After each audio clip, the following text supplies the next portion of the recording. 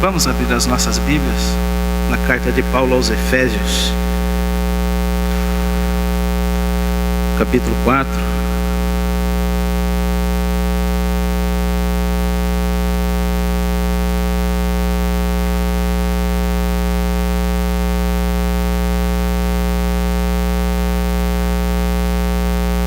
Nós vamos ler dos versos 17 até o 32 e depois o capítulo 5, os versos 1 e 2. A mensagem tem como tema uma nova vida, um novo caminho.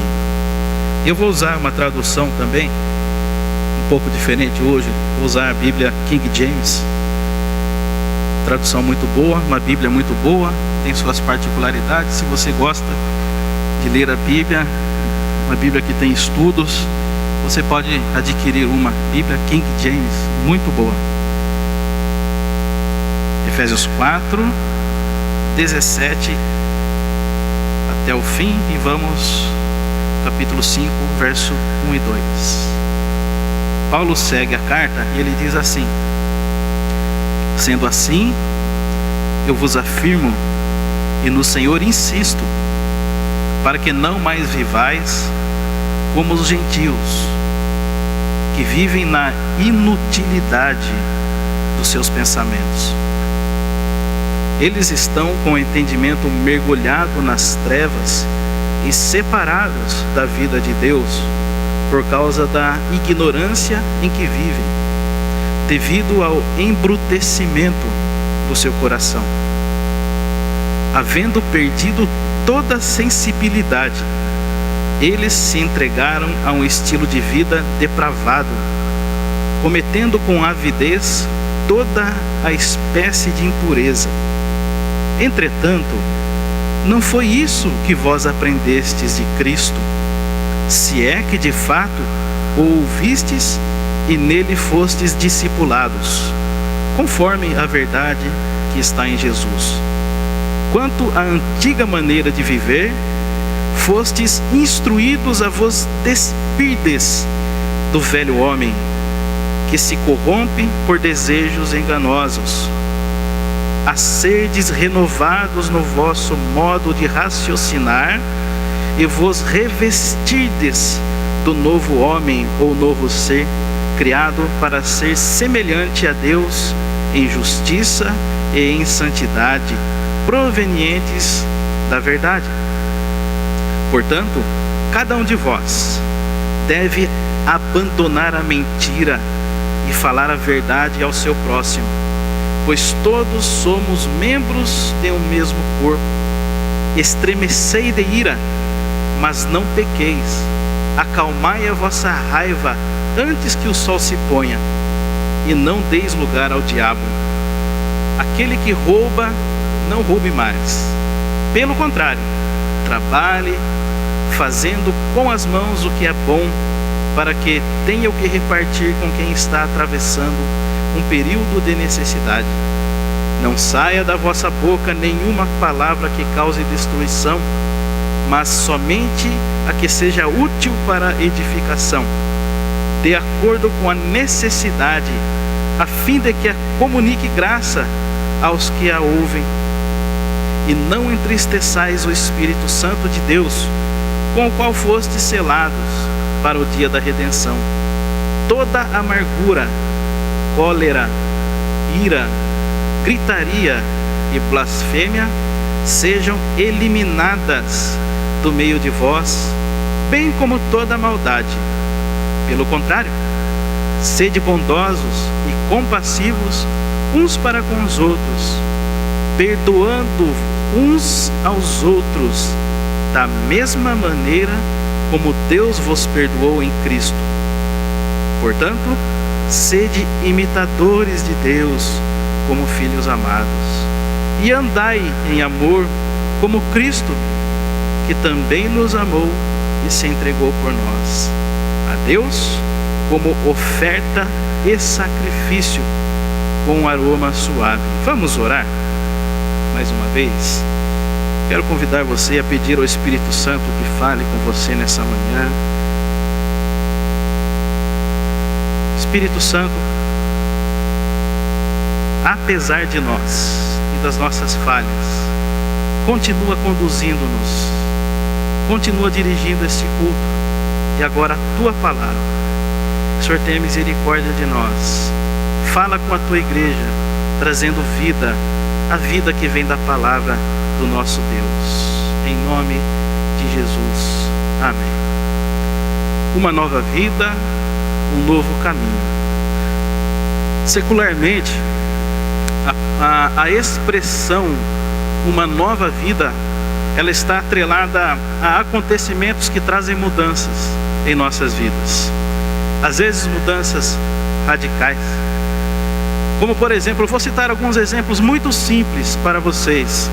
Quando você muda de cidade, é um acontecimento que vai ocasionar uma nova vida, uma nova situação.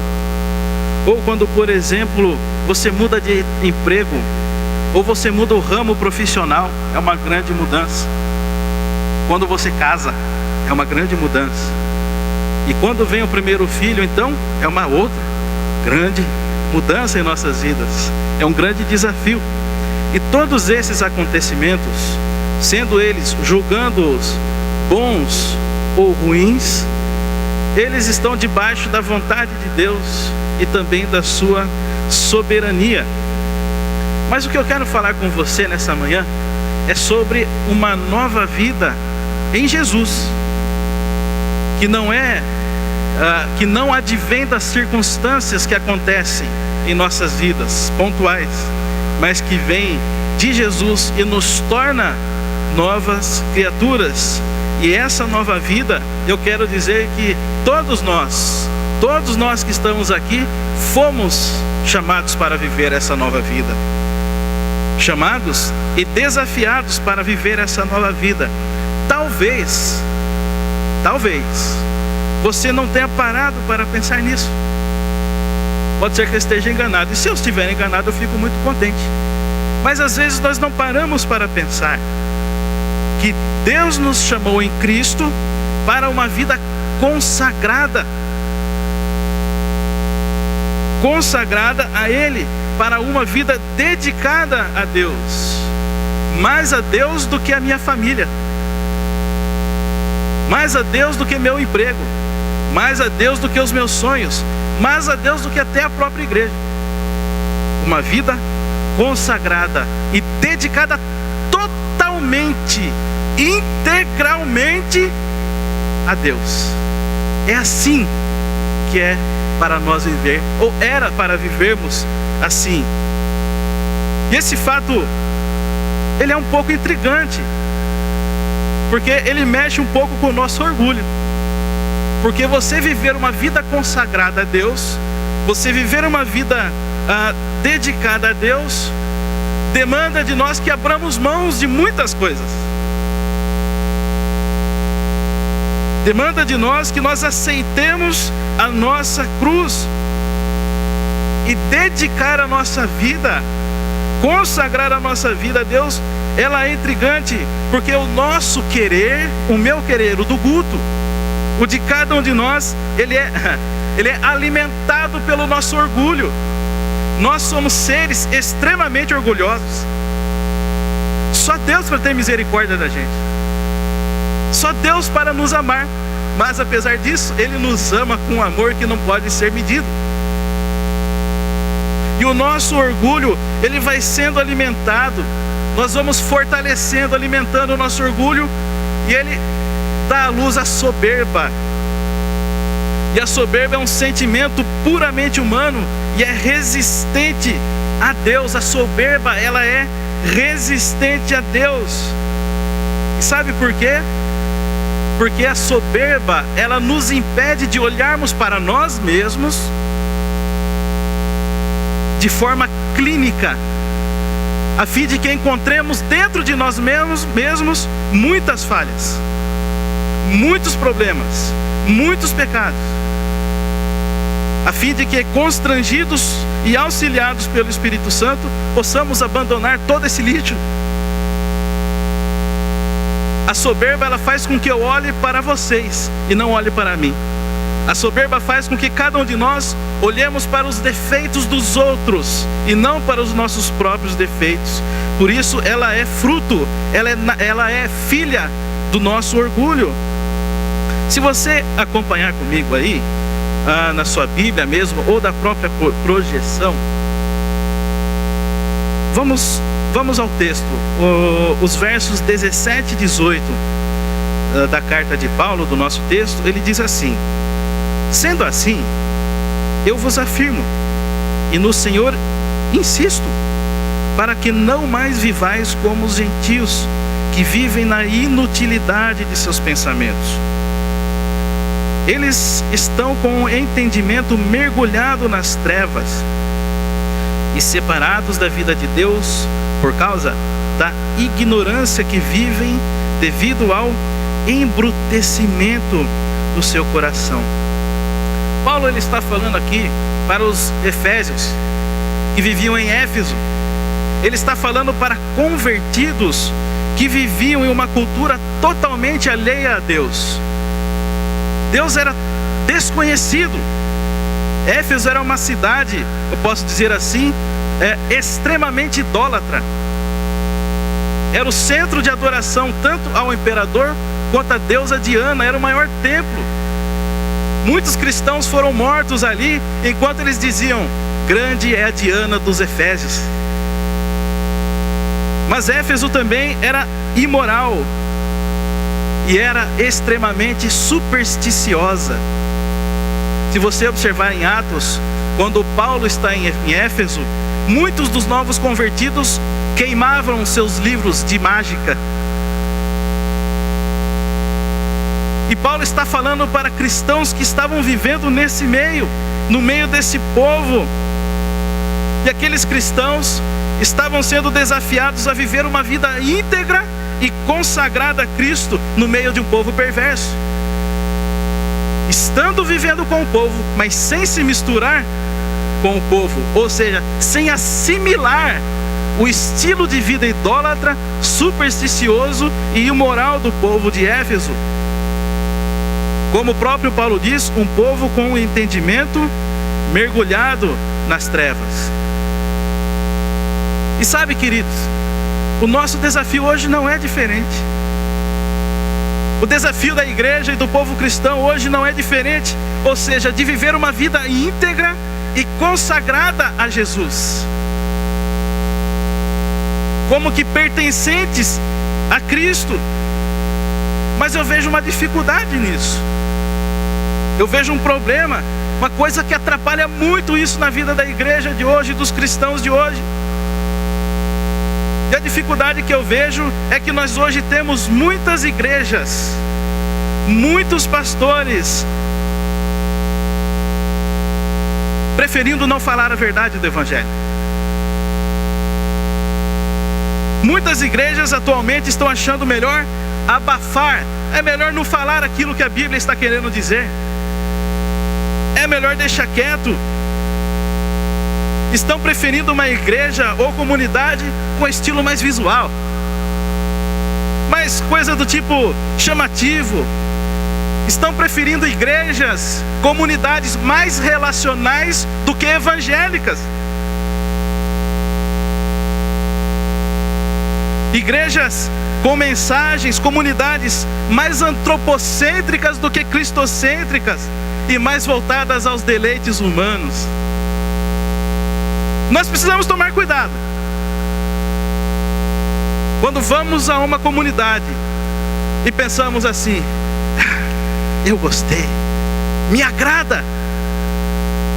Enganoso é o coração do homem, desesperadamente corrupto, quem o conhecerá? Não pregam a renúncia, não dão nomes mais aos pecados. É melhor não dizer isso. Sabe por quê, queridos? Porque isso não é comercial, isso não enche mais as igrejas. A pregação cristocêntrica, centrada no Evangelho, afasta as pessoas que querem ouvir uma palavra que faz cócega nos seus ouvidos.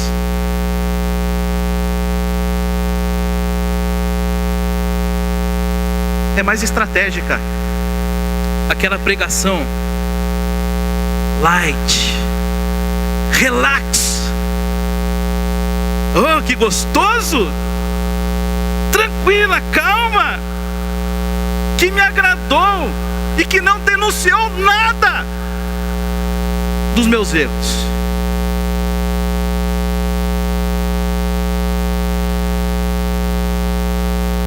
Pregadores com pregações alegres, descontraídas, pregadores que não passam de um agradável palestrante e, no caso de outros, não passam de animadores de plateia.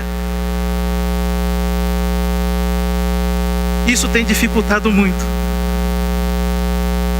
o povo de Deus viver em uma vida consagrada e também uma vida de santidade. Mensagens que não denunciam o pecado, que não pesam as toneladas do pecado, onde a estrutura chama mais atenção do que a própria palavra, porque nós somos pessoas totalmente visuais. Tinha um comercial de um desodorante que dizia assim: a primeira impressão é que fica. E nós nos impressionamos muito com as coisas que vemos, que nos agradam muito a princípio. Mensagens do tipo: olha, você pecou, mas Deus vai te perdoar. Deus te aceita como você é. A Bíblia não diz isso. Ela diz que Deus nos ama. Acabamos de ler aqui: quem está em Cristo é uma nova criatura. Mensagens do tipo: você vai conseguir, você vai vencer, você isso, você aquilo, você, totalmente antropocêntrica. Jogaram Jesus para fora das portas das igrejas. Só falta queimar a Bíblia. E aí o que acontece com o povo? Desconhece a verdade. O povo deixa de viver uma vida consagrada e uma vida de santidade. O povo nem se preocupa mais com os pecados, porque Deus, como disse, perdoa a todos. Deus é graça, Deus é amor, não é mesmo? Deus me aceita como eu sou. E sabe qual que é o problema desse tipo de igreja, desse tipo de mensagem? É que ela faz facilmente com que voltamos à porta do inferno, abramos a porta do inferno e convidamos a velha criatura, o velho ser, a voltar a viver em nós, com o seu desejo insaciável, apetite louco por uma vida egoísta, depravada e impura. E nós convidamos esse velho ser para voltar a viver em nós, sob a máscara de um falso religioso.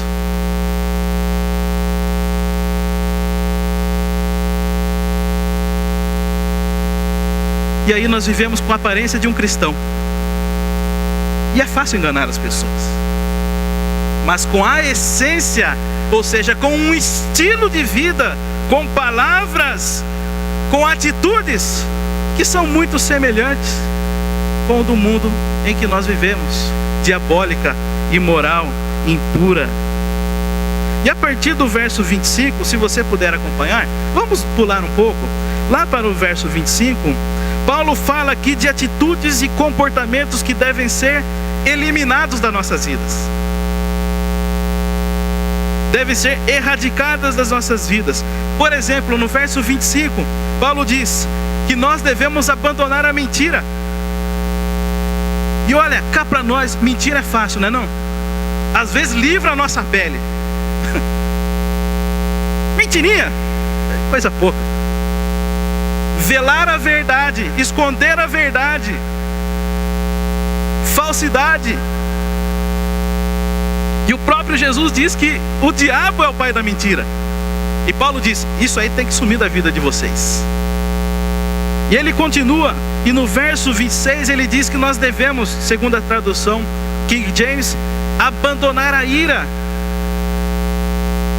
E ele segue, o verso 27 faz parte do verso 26. Ele diz: não deis lugar ao diabo. Nós somos seres irascíveis, temos dificuldades em perdoar as pessoas, não gostamos de dar o braço a torcer. E quando a ira, ele diz: acalmai a vossa raiva antes que venha o pôr do sol. Aplaque a sua raiva. Porque, queridos, quando a raiva em nossos relacionamentos, quando a raiva na igreja, o diabo está na igreja. Quando a raiva em nossas casas, o diabo está em nossas casas.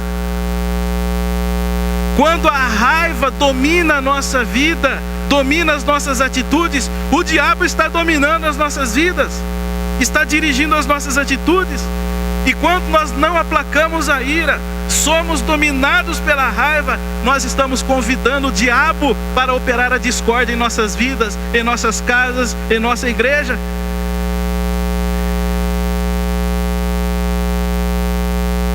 Paulo prossegue e diz assim, em verso 28, aquele que rouba, não roube mais. Aí você pode perguntar, mas crente rouba? Será que nós roubamos? Querido, querida irmã, querido irmão, é muito fácil roubar. E se não tomarmos cuidado com isso, nós vamos fazer isso muito facilmente. Roubar é você pegar algo que não te pertence, você tirar algo que não te pertence. Por exemplo, se você não devolve o troco a mais que você recebeu, você está roubando. Eu estou roubando. Quando nós sonegamos os impostos, nós estamos roubando, porque o dinheiro não é nosso. Dai a César o que é de César. Quando podemos pagar as nossas contas, os nossos impostos, e não pagamos, nós estamos roubando, porque esse dinheiro não nos pertence. E por fim, quando não damos o dízimo, não somos dizimistas, estamos também roubando, e pior, estamos roubando a Deus. Não dar dízimo é roubar a Deus. O profeta Malaquias, ele diz: será que é possível o homem roubar a Deus? Malaquias 3:8. E vocês dizem, Malaquias está dizendo, em que porventura roubamos a Deus? E Deus responde: nos dízimos e nas ofertas. Por isso vocês serão amaldiçoados, porque estão roubando ao Senhor. E se você acha que o Novo Testamento extinguiu o dízimo, Jesus em Mateus 23, ele diz assim: ai de vós escribas e fariseus, porque vocês dão o dízimo da hortelã, do endro e do cominho, mas não observam a justiça, a misericórdia e a fé. E Jesus ele prossegue e diz assim: entretanto, vocês deveriam fazer isso sem omitir a outra coisa. Ou seja, Jesus está dizendo: vocês deveriam observar a justiça, a misericórdia e a fé, e também dar o dízimo. Quem disse que Jesus não falou de dízimo? Mas Paulo ele continua e ele finaliza esse catálogo de vícios e diz assim: não saia da tua boca nenhuma palavra torpe, em algumas traduções, as mais conhecidas. E a tradução dessa palavra no grego, ela quer dizer assim no sentido de cheiro de fruta podre, cheiro de peixe podre. Palavras que em seus sentidos, se elas tivessem cheiros, cheiraria fruta podre, peixe podre. Ou seja, todo tipo de palavra, todo tipo de conversa que não edifica, que não transmite amor, que não transmite esperança, que não transmite a unidade e a paz, ela é torpe e deve ser eliminada das nossas vidas. E no verso 31 ele finaliza e diz: todo tipo de amargura, todo tipo de cólera, todo tipo de ira, todo tipo de gritaria e blasfêmia devem ser eliminadas das vossas vidas, ou seja, extintas das nossas vidas.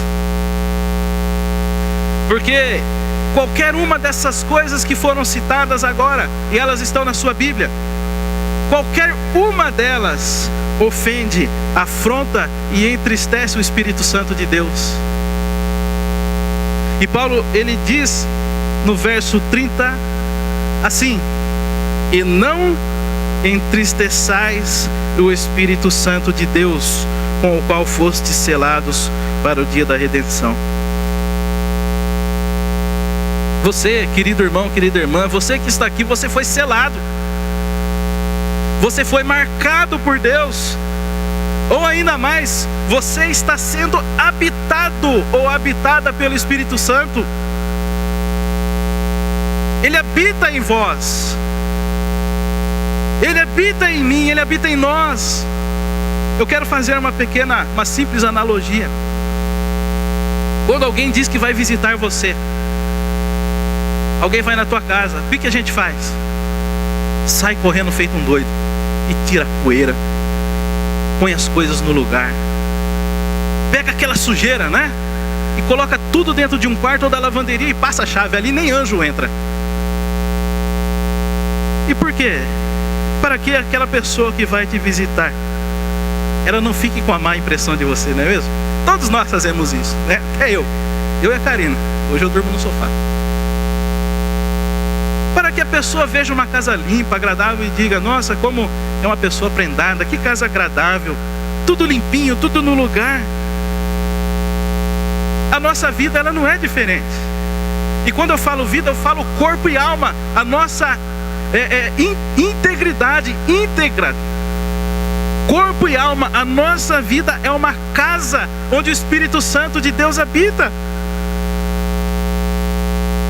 E o Espírito Santo habita em nós de forma que nós não podemos esconder a sujeira dele.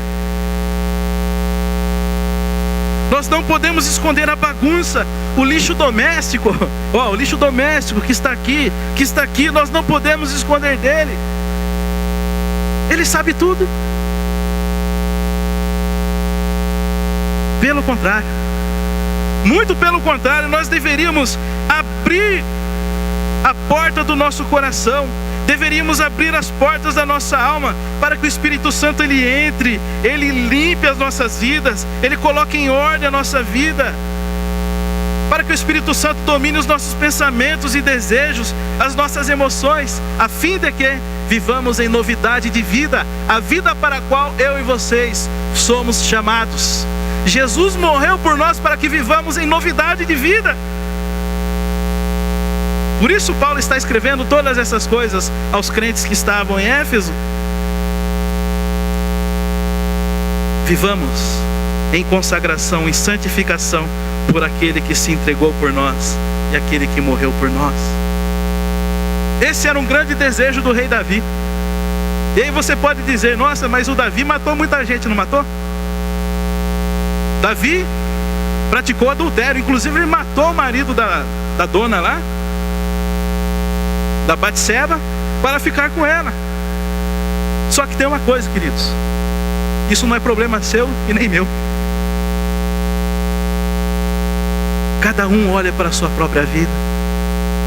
Mas Davi, ele tinha em si um desejo muito grande de viver uma vida íntegra. E no Salmo 51, ele diz assim, Salmo 51, versos 10 e 11, na tradução Nova Bíblia Viva, ele diz assim: crie em mim, ó Deus, um coração puro, coloque em mim pensamentos e desejos limpos e sinceros.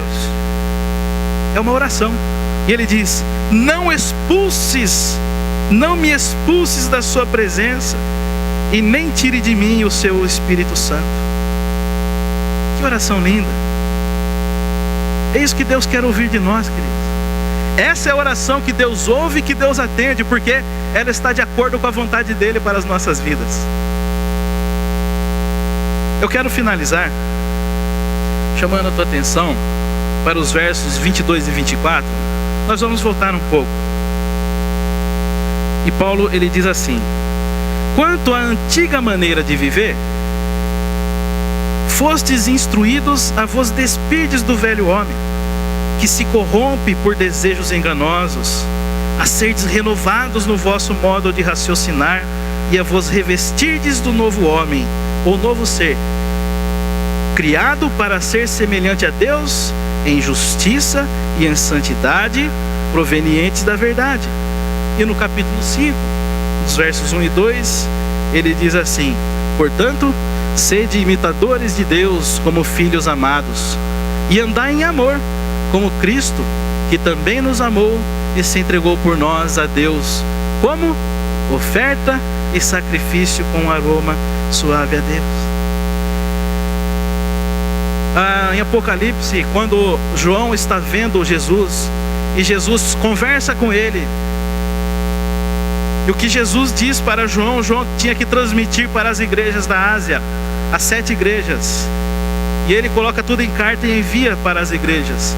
E é interessante que nas cartas a cada igreja, João escreve assim: quem tem ouvidos, ouça o que o Espírito diz às igrejas. Nós podemos até não perceber, ou até achar que não, mas o Espírito Santo, ele age em nossas vidas. Ele está agindo em nossas vidas. O Espírito Santo está operando em nossas vidas, em nossa igreja. E eu tenho certeza, meu querido irmão, minha querida irmã, que você está sendo chamada hoje, nesta manhã, a viver uma vida mais consagrada. Vocês e eu, nós estamos sendo chamados hoje pelo Espírito Santo para sermos consagrados àquele que por nós morreu, aquele que nos comprou, a vivermos para Ele, não para nós mesmos. Eu não estou falando de atividades religiosas, não estou falando para você assumir ministérios, estou falando de uma vida de santidade, consagrada a Deus, como se fosse um aroma suave a Deus. Às vezes nós não percebemos o quanto Deus nos ama. Eu entendo, queridos, que o Espírito Santo está nos chamando para abandonarmos coisas em nossas vidas que ainda não abandonamos, coisas que entristecem Ele. Nós somos chamados a viver em novidade de vida, e a cada passo e a cada direção, ou melhor, a cada passo em direção a Cristo, ao mesmo tempo, nós vamos deixando as coisas velhas para trás, as coisas típicas de nós, do nosso jeitão, coisas que não agradam ao Espírito. A cada passo que damos em direção a Cristo, essas coisas devem ficar para trás, e como o próprio apóstolo Paulo diz, ser extintos das nossas vidas. Os costumes da velha criatura vamos abandonando, para que, dirigidos pelo Espírito Santo, a nossa mente seja renovada por Ele mesmo, que possamos ter a nossa mente renovada pelo Espírito e nos revestir do novo ser, da nova criatura, segundo Deus, em santidade, justiça, proveniente da verdade que é Jesus. Eu quero orar com você. Eu quero convidar você a fechar os seus olhos.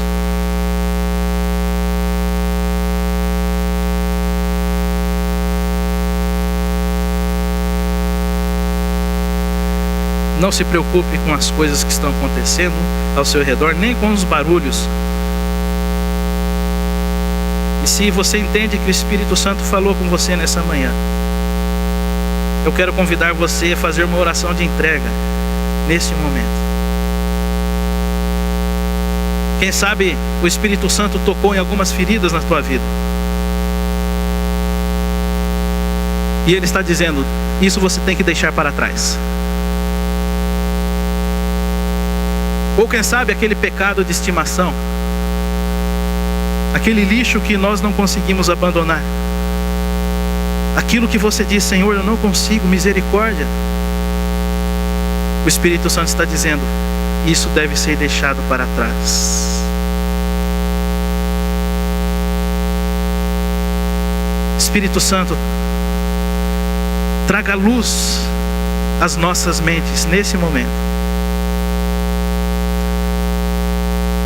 Que a luz de Jesus possa agora clarear os becos do nosso coração, os becos da nossa alma. Mostra, Espírito Santo, a sujeira que está escondida. ministrar aos nossos corações, Espírito Santo, nessa manhã. Convence-nos, Espírito, porque Tu és Deus. Traga, Espírito Santo, renovo. Opere, Espírito Santo, a nova criatura, o novo ser, a nova vida em nós. Espírito Santo, se há alguém que está aqui sentado nesta manhã e está dizendo: eu não consigo, está difícil, oh Espírito Santo, toma essa vida nas Tuas mãos nesse momento. Manifesta o Teu poder, a Tua glória, a presença de Cristo, e dá a vitória sobre o pecado nessa vida. Limpa e purifica essa vida. Limpa e purifica as nossas almas, os nossos corações. Limpa e purifica os nossos relacionamentos. Limpa e purifica o nosso agir, o nosso pensar, o nosso falar. Limpa e purifica a nossa igreja. Oh Espírito Santo, se o Senhor não fizer isso, nós vamos nos perder. Tem misericórdia de nós. E em nome de Jesus, manifesta nesta manhã e nesse momento o Teu poder que cura, que transforma, que restaura e que faz todas as coisas novas em nossas vidas. Em nome de Jesus. Amém.